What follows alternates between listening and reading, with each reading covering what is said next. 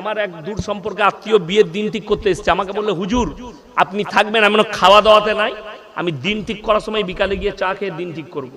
তো আমি আসরের পরে গেলাম, সর্বপ্রথম আমি চা ফা নিয়ে এসি।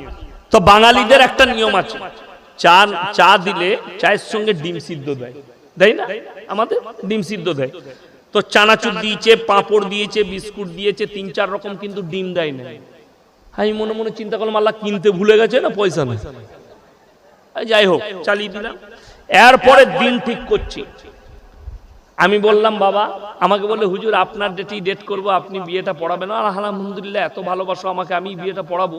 তাহলে শোনো, ফাল্গুন মাসের প্রথম সপ্তাহে শনিবার বিয়ে, রবিবার অলিমা, আর সোমবার তোমরা মেয়ে জামাই নিয়ে আসবে। ছেলের বাপ বলছে তারা নাচছি। আমি দেখতো কোথা গেল, ও তো বাইরে গিয়ে বড় মুফতি সাহেবকে ফোন লাগাইছে।